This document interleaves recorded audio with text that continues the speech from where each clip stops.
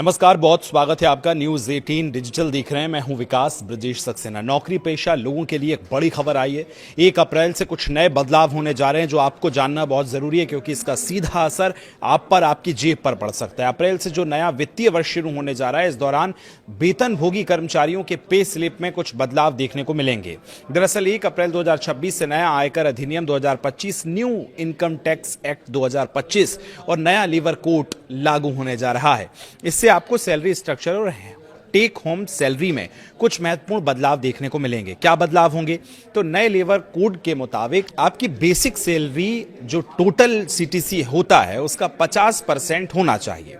आपकी बहुत सी कंपनियां टैक्स बचाने के लिए बेसिक सैलरी को कम रखती हैं और एचआरए, ट्रेवल अलाउंस और स्पेशल अलाउंस जैसे भत्तों को 70 से 80% तक बढ़ा देती हैं। लेकिन अब नए नियमों के मुताबिक सभी भत्तों को मिलाकर टोटल सैलरी के 50% से ज्यादा नहीं रख पाएंगी।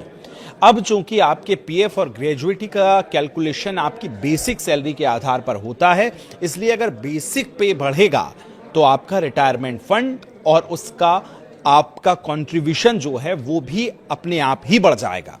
पीएफ ज्यादा कटने का असर आपकी टेक होम सैलरी पर पड़ सकता है। पीएफ ज्यादा कटने से हाथ में आने वाली सैलरी कुछ कम हो सकती है। हालांकि ये कंपनियों के मौजूदा स्ट्रक्चर पर भी निर्भर करेगा, यानी कि बेसिक पे 50% रखने का असर इस बात पर तय होगा कि अभी आपकी कंपनी ने आपकी बेसिक सैलरी कितनी रखी है। उदाहरण के तौर पर अगर अभी आपकी सीटीसी 50,000 रुपए है और बेसिक पे 25,000 है, यानी 50%, तो नए नियम का आप पर कोई असर नहीं होगा। आपकी इन हैंड सैलरी ज्यों की त्यों आपके अकाउंट में आएगी। अगर आपकी टोटल सैलरी 50,000 रुपए है और कंपनी टैक्स बचाने के लिए आपको सिर्फ 10,000 रुपए यानी 20% बेसिक पे दे रही है, तो बाकी 40,000 रुपए आपके अनाउंस में जोड़ रही है, तो इस स्थिति में कंपनी को आपकी बेसिक पे बढ़ानी होगी। बेसिक सैलरी बढ़ने से कुछ मामलों में टैक्स की देनदारी बढ़ सकती है। इनकम टैक्स नियम के मुताबिक आपको मिलने वाली एचआरए छूट आपकी बेसिक सैलरी पर बेस्ड होती है।